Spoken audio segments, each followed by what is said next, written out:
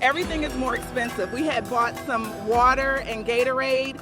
Just one each last night was almost $25. Las Vegas is not just getting more expensive. Something deeper is breaking underneath the lights. Why are longtime visitors now saying they may never come back? What changed inside a city that once made people feel welcome, excited, even lucky just to be there? And who is really benefiting while ordinary tourists walk away feeling drained, cornered, and quietly humiliated? This is no longer a warning sign. The damage is already visible. Prices are rising, trust is collapsing, and the people who built Vegas into a tourism empire are starting to turn their backs on it. To understand why, you have to follow the pattern all the way to the source. Everything is more expensive. One tourist said they bought some water and a Gatorade, just one of each, and the total for that single stop was almost $25. Las Vegas has always been a city where people expect to spend money. That was part of the deal. You came for the lights, the spectacle, the atmosphere, the illusion of escape, the feeling that for a few days, reality could be suspended. Nobody ever expected a Vegas trip to be cheap. But what is happening now is different, bigger, more dangerous for the city than many executives want to admit. Because the phrase now being heard more and more often is the one Las Vegas was never supposed to hear from the people who kept it alive for decades. We are never coming back. And this is not coming from reckless tourists who failed to budget. It is not coming from people who had one isolated bad experience. It is coming from everyday Americans, families, couples, retired visitors, repeat guests who knew what Las Vegas used to feel like and now barely recognize what it has become. What pushed them to this point was not just the prices, even though the prices are now extreme. It was the feeling behind them. The feeling that Vegas is no longer simply charging more. It is taking advantage. That is what makes the damage so serious. A $25 bottle of water is not just overpriced. It feels hostile. A $12 coffee is not just expensive. It feels insulting. A $17 beer does not just feel excessive. It feels like the city is smirking while you hand over your card and pretend this is all still part of the fun. And once a tourist begins to feel disrespected instead of welcomed, used instead of valued, the relationship starts to break. Tourism does not survive on scenery alone. It survives on emotional value. People go back to places that make them feel good about spending their money. They return to places that make the cost feel worth it. And right now, Las Vegas is making more and more people feel used. Nothing exposed that more clearly than the moment MGM CEO Bill Hornbuckle admitted the company had gone too far. On a call with analysts, he said, "When we think about pricing and things that got everyone's attention, whether it was the infamous bottle of water or a Starbucks coffee at Excalibur that cost $12, shame on us. That was not rumor. That was fact. Not online speculation." That was the top executive of one of the biggest casino operators in the city, admitting, in plain language, that the pricing had crossed a line. The quiet part was finally said out loud, which means this was never an accident. It was a strategy, and now that strategy is starting to explode in the faces of the companies that pushed it. The tourists in that interview were not rare exceptions. They represented a growing wave of visitors who feel betrayed by a city they once loved. Las Vegas did not just raise prices. Las Vegas finally went too far. Michael Davenport and his friends were visiting from Nebraska. When asked what items they believed were priced too high, one answer cut straight through the polished corporate language. He said he paid $15 to $17 for a 16-ounce can of Budweiser. A whole case back home costs that much. Then came the obvious question, why did you pay for it? His answer was even more revealing. Because I had to. You are here. You want to have a good time. And that is the real story. Not just the beer, Not just the price, the pressure underneath it. The sense that once you arrive in Las Vegas, the city assumes you will tolerate almost anything because you already came, already committed, already paid to be there, and now you are expected to keep paying if you want the experience you were promised. That is where frustration turns into distrust. That is where a tourism city begins to rot from the inside. To understand why so many tourists are now walking away from Las Vegas, you have to understand the old Vegas formula, the unwritten agreement that defined this city for decades.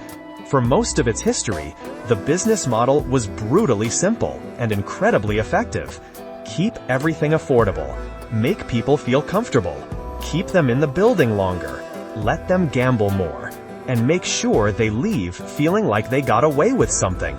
Cheap rooms, cheap food, drinks that were practically free, buffets that felt legendary because they were, shows priced at a level people could actually justify. Vegas was not just another vacation destination. It was the place where even budget travelers could feel like high rollers for a weekend. That was never generosity. It was strategy. Casino revenue made up the difference.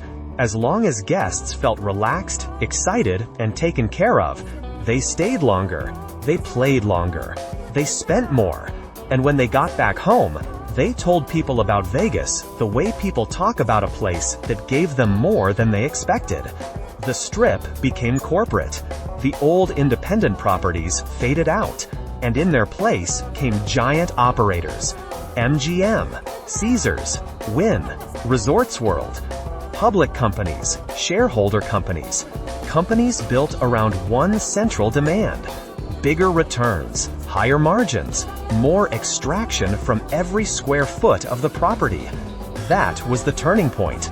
Because once that happened, Vegas stopped using low prices to pull people in and started using the captive nature of the destination to squeeze more out of them. Hotel rooms were no longer treated like a loss leader. They became a profit center.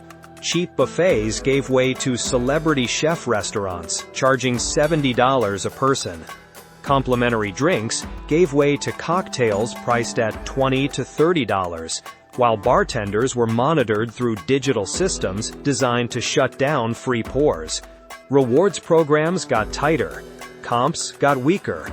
Perks were cut back. Thresholds went up. And the result was not subtle. Vegas became more expensive than New York, more expensive than Miami, more expensive than Chicago, even more expensive than some international destinations. But the most damaging part was not the price increase by itself. It was the trade the city made. Prices climbed while the experience began to erode. Longer lines, slower service, smaller rooms, fees in every direction. Resort fees that in many cases now exceed the cost of the room itself. Parking, once one of the clearest symbols of classic Vegas hospitality, free, easy, expected, now costing more than a meal. And that is why the Nebraska visitors mattered. They were not just complaining about a $17 Budweiser. They were exposing the emotional fracture underneath the transaction. Why did you pay for it? Because I had to. That answer says everything. You are already here. You already spent the money to arrive. You want to enjoy yourself. You do not want to ruin the trip over one overpriced drink. And Vegas knows that. That is the point where pricing stops feeling premium and starts feeling coercive. That is the crack in the relationship. The city no longer feels like it is welcoming guests in. It feels like it is cornering them once they arrive. And the moment a tourism city starts depending on that feeling, the illusion begins to die. The old formula was built on value. This new one is built on pressure. Vegas did not slowly drift away from what made people love it. It systematically dismantled the very formula that made millions of visitors fall for it in the first place. And what makes this even more dangerous for Las Vegas is that the damage does not begin at the cash register. It begins in the mind. Long before tourists decide never to return, something else happens first. A psychological breaking point. A slow, corrosive realization that every part of the trip is becoming a negotiation between enjoyment and resentment. Because people do not measure a vacation the way they measure a bell. They measure it emotionally. They ask themselves whether the place felt worth it, whether the memories justified the cost, whether they felt excited, relaxed, spoiled, entertained, or underneath all the lights and noise, they felt like they were being drained. One tourist in the interview said it directly. Everything is just too expensive, and I think people are tired of it. It's easy to feel cheated. That word matters. Cheated. Not stretched, not inconvenienced. Cheated. That is no. Longer, normal tourist frustration. That is a loss of trust. And once trust is broken in a place like Las Vegas, the consequences go far beyond one bad review or one disappointed visitor. Because Vegas is not selling beaches or landmarks or nature. It is selling emotional escape. It is selling fantasy. It is selling permission to indulge. And when that fantasy starts to feel manipulated, the entire product begins to collapse. That is why price alone never tells the full story. People will overpay in cities they love. They will tolerate high costs in places that make them feel special. They will even forgive excess if the experience still feels magical. But Las Vegas is now creating the opposite feeling. It is not just expensive, it feels predatory. Every extra fee, every overpriced drink, every inflated snack, every parking charge, every shrinking perk adds another layer of irritation until eventually the tourist stops feeling lucky to be there and starts feeling trapped inside a giant machine built to extract as much money as possible before they leave. A family that leaves feeling overcharged tells friends not to go. A couple that used to visit every year starts looking at Nashville, Miami, San Diego, Mexico, even cruises, and asking a simple question: why are we paying this much for Vegas when the experience no longer feels better than anywhere else? A retired visitor who once treated Vegas like a reliable annual tradition starts to think the city is no longer built for people like them at all. That is how a tourism brand begins to decay. Not through one catastrophic event, but through repetition. The same complaints, the same receipts, the same growing sense that something has changed at the core. And the most dangerous part is that once people start feeling this way, they begin reinterpreting everything through that lens. A slow bartender is no longer just a slow bartender. It becomes proof the city no longer cares. A resort fee is no longer just an added charge. It becomes evidence that the whole system is designed to mislead. A $17 beer is no longer just expensive. It becomes symbolic. A small, embarrassing reminder that Las Vegas is no longer trying to create joy first and profit second. It is doing the reverse. That is the psychological breaking point. Not when tourists say the city is costly, but when they say the city feels hostile. That is when they stop being customers and start becoming former customers. And once enough people cross that line, the problem is no longer public relations. It becomes structural. Las Vegas spent decades building itself into a place people could not wait to come back to. Now, more and more people are leaving with a different thought. Maybe once was enough. Maybe the city that promised escape has become the very thing they want to escape from. And while Las Vegas executives may still hope international tourism can help soften the damage, the deeper problem is much harder to hide. The city is losing the American middle. And that is not a side issue. That is the foundation of the entire machine. For decades, domestic travelers were the core of Las Vegas. Not just wealthy gamblers, not just convention guests. Ordinary Americans drove in from California, flew in from the Midwest, came in couples, came in groups, came for birthdays, bachelor parties, anniversaries, quick weekend escapes, football weekends, family stopovers, and affordable entertainment. They were not all chasing luxury. Many were chasing the old Vegas promise, a place where the atmosphere felt larger than life, but the cost still felt manageable enough to justify coming back again and again. That repeat visitor mattered more than almost anything else, because Las Vegas was never built only on one-time travelers. It was built on habitual travelers, people who returned every year, sometimes twice a year. People who knew which hotel they liked, where they played, where they ate, which deals they could count on, what kind of value the city used to offer. That loyalty was not accidental. It was earned over time.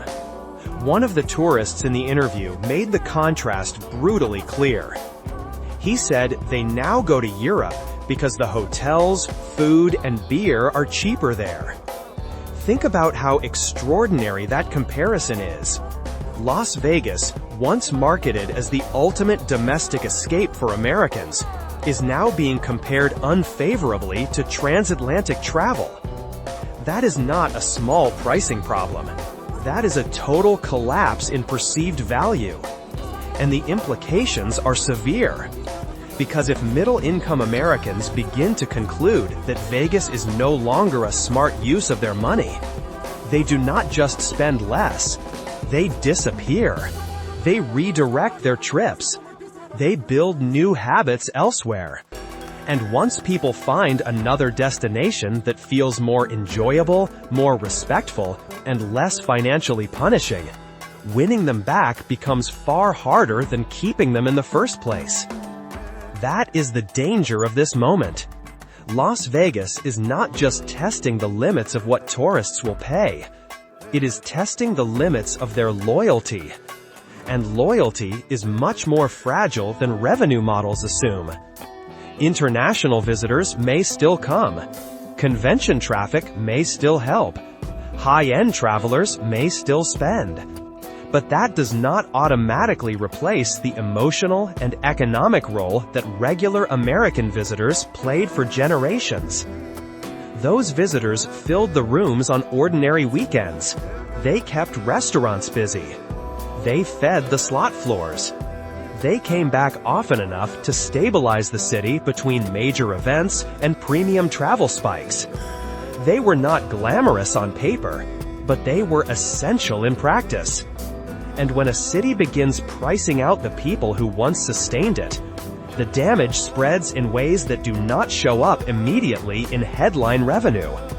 At first, the numbers may still look strong enough. Premium customers spend more. Room rates remain elevated. Corporate executives reassure investors. But underneath those numbers, something weaker begins to form. The visitor base becomes narrower, more fragile, more dependent on fewer categories of guest, more exposed to downturns, shifts in travel behavior, and changes in consumer sentiment. Las Vegas used to understand something fundamental. It needed to be broad. It needed to attract as many layers of America as possible.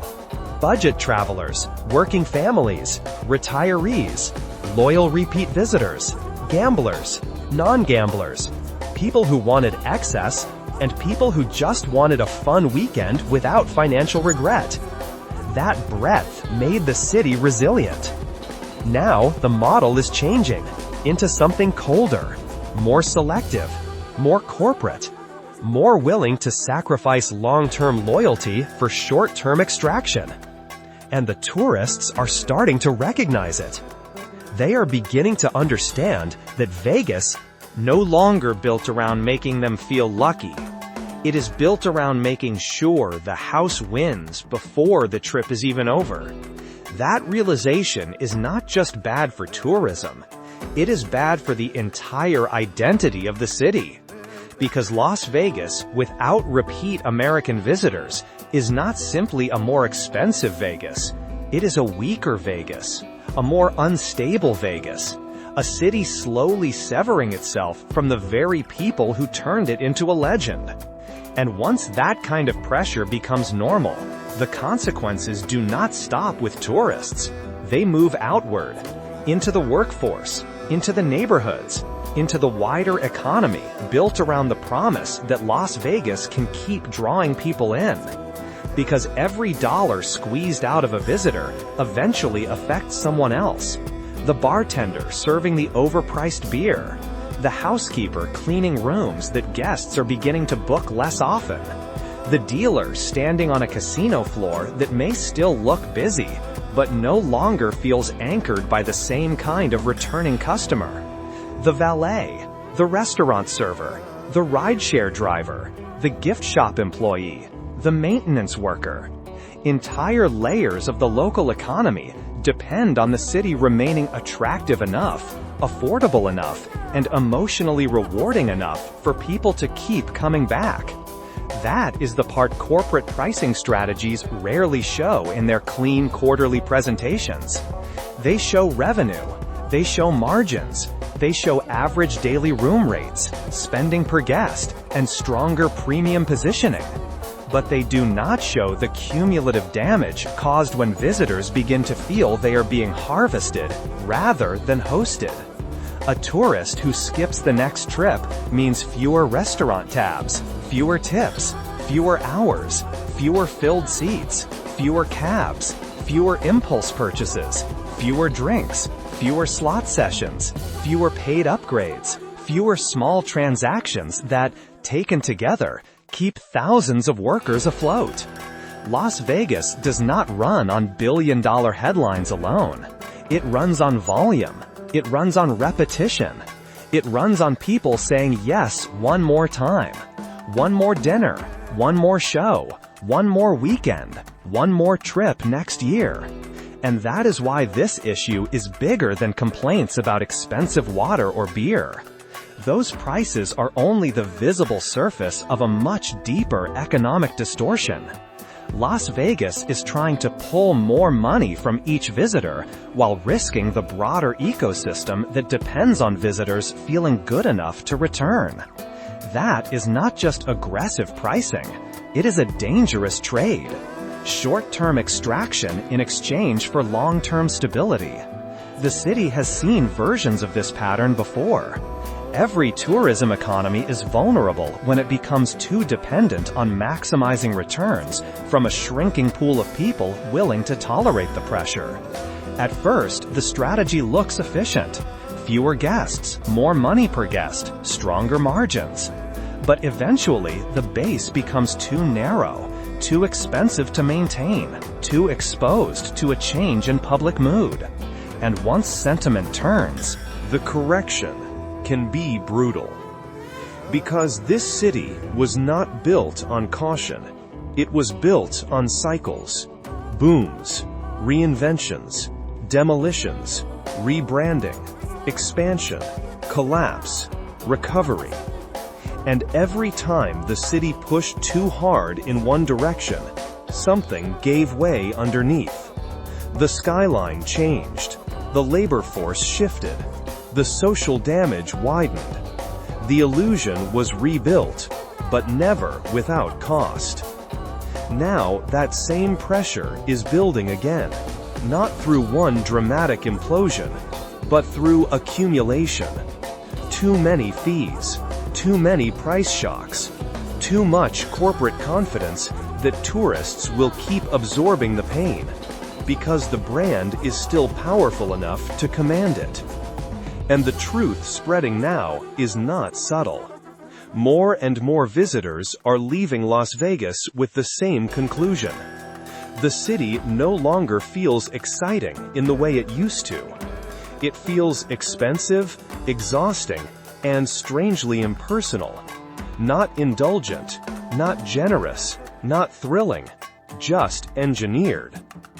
That change matters for workers just as much as it matters for tourists. Because when a city turns itself into a machine for extracting maximum value at every possible step, the pressure does not stop with the customer. It eventually moves down the chain. Higher guest expectations, leaner staffing, more stress, less flexibility, tighter margins disguised as prosperity. The spectacle remains on the surface, but the human cost beneath it gets heavier. And that is how tourism ecosystems begin to hollow out, not all at once, quietly, through decisions that look smart at the top and damaging everywhere else. Las Vegas may still look full from the outside. The lights still work, the fountains still run, the marquees still flash. But cities do not collapse only when buildings empty. Sometimes they begin collapsing while everything still appears to be functioning. The damage starts underneath, in trust, in loyalty, in affordability, in labor pressure, in the widening distance between what the city promises and what it actually delivers. And what makes the situation even more revealing is that the people running Las Vegas are no longer pretending not to see it. The concern has reached the executive level, not in vague terms, not as background noise, directly. Bill Hornbuckle, the CEO of MGM Resorts, admitted the company had crossed a line. On that analyst call, he referenced the pricing backlash that had drawn so much attention, including the $12 Starbucks coffee at Excalibur and the now infamous bottle of water. His words were blunt. Shame on us. That statement mattered because it confirmed what tourists had already been saying. The anger was not exaggerated. The backlash was not random. The pricing had become so aggressive, so visible, that even one of the most powerful executives on the Strip had to publicly acknowledge the damage. Large corporations rarely apologize unless the problem is becoming too costly to ignore. They do not step back because of morality alone. They step back when public anger starts threatening brand value, customer retention, future bookings, investor confidence, or all of it at once. That is what makes this moment so important. The pricing strategy did not suddenly become wrong when tourists complained. It became dangerous when enough people started noticing, talking, comparing, and reconsidering whether Las Vegas was still worth the trip. And it suggests something deeper. The city may still be making money, but parts of the industry are beginning to understand that they may be damaging the long-term health of the destination itself. That is the contradiction now sitting at the center of modern Las Vegas. The same pricing strategy that boosts short-term returns may also be eroding the emotional foundations that made those returns possible in the first place. Because destinations like Las Vegas do not survive on transactions alone. They survive on ritual, on return visits, on word of mouth, on nostalgia, on the promise that no matter how much the city changes, it will still deliver something emotionally recognizable to the people who keep choosing it. Once that emotional continuity breaks, the danger becomes much larger than one bad quarter. It becomes existential. Not that tourists are spending less today, but that they are rethinking Vegas altogether. That they are mentally demoting the city from an annual tradition to an occasional luxury, or worse, removing it from the list entirely. That is the kind of shift that does not always show up immediately in headline numbers, especially if premium travelers and special events continue to prop up revenue in the short term. But over time, the erosion becomes harder to hide. Because the real warning sign is not whether Las Vegas can still attract wealthy people. It is whether ordinary people still feel that the city wants them there. That was once one of Vegas's greatest strengths. You did not need to be rich to participate in the fantasy. You could still feel included, still feel indulged, still feel that the city was built to entertain you, not just bill you. That broad invitation was one of the most powerful economic advantages Las Vegas ever had. And once a city begins sending that signal, even unintentionally, it changes who feels welcome, who returns, and who quietly starts writing the city off. The people at the top may still try to adjust around the edges, pull back on a few visible prices, clean up the optics, offer better messaging, maybe restore value in selective areas. But optics alone cannot repair what repeated experiences have already taught people to believe. And the existence of that pattern is exactly why corporate concern matters, because it confirms that this is no longer just a social media complaint cycle. It is a structural warning, the kind that appears when a city built on pleasure starts generating too much resentment to sustain the illusion. Las Vegas made itself famous by understanding human psychology better than almost any place in America.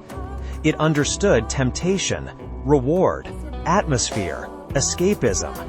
It knew how to make people feel lucky before they ever touched a casino floor. But when that same city begins making people feel manipulated before the trip is even half over, something fundamental has gone wrong. And now the people overseeing the machine are being forced to confront the possibility that they pushed too far, charged too much, and mistook brand power for endless tolerance. And now the city has reached the question it can no longer avoid. Can Las Vegas actually change course, or is this simply what modern Vegas has become? Because winning tourists back would require more than cosmetic adjustments, more than a few menu edits, more than selective discounts, more than public relations language about experience improvements and strategic refinements.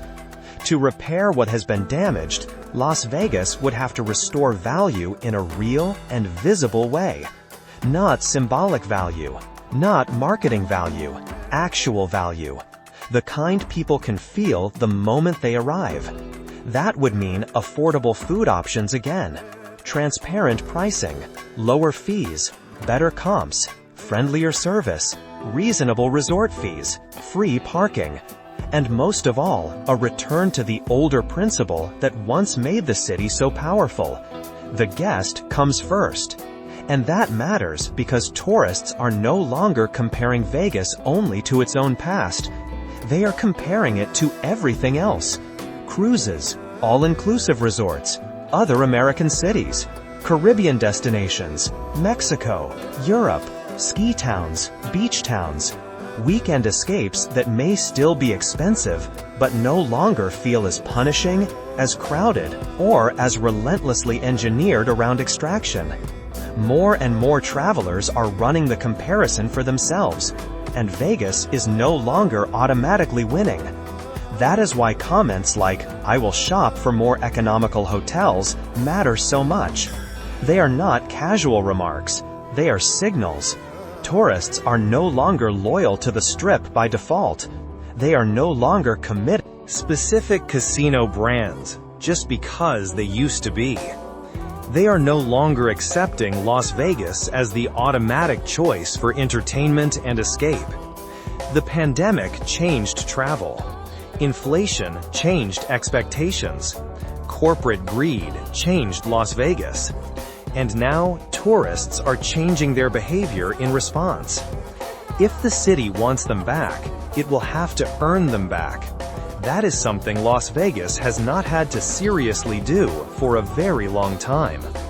But whether the corporations running the Strip are willing to do it is another matter entirely. Because as long as short-term profits still arrive, even unevenly, there will be pressure to keep pushing prices higher, to keep monetizing every corner of the experience, and to keep believing that brand power can absorb the damage. You cannot keep charging luxury prices for an experience that feels smaller, slower, more crowded, more understaffed, and buried under fees, then expect people to keep smiling through it. Las Vegas forgot that. The tourists did not. In fact, tourists are now more informed than ever. They watch YouTube reviews. They scroll through TikTok walkthroughs. They read Reddit threads. They compare receipts. They follow complaint videos. They study hidden fees, bad experiences, shrinking perks, and visible signs of decline before they ever book the trip. They are arriving with more information and less patience. And in 2025, many of them are making the same decision with increasing clarity. They are speaking with their wallets. So the real question is no longer whether Las Vegas can change. The real question is whether it wants to. Because if it does not, then the people who once filled the casinos, the restaurants, the bars, the shows, the people who turned Las Vegas into a tourism empire, may become the same people who never return. They are not quitting because they hate the city. They are quitting because the city stopped making them feel like they mattered. Vegas once made ordinary people feel extraordinary. Now it makes too many of them feel exploited. Once it offered value. Now it offers fees. Once it rewarded loyalty. Now it drains wallets. Once it felt like a city built for people. Now it feels like a machine built for corporations. And that is the crossroads now sitting beneath the lights. Will Las Vegas return to the formula that made it great? Or will it double down on the greed that is driving people away? Only time will answer that. But if the interviews coming out of Las Vegas are any indication, then 2025 may be remembered as the year regular people finally looked at the Strip, looked at the bill, and decided they were done.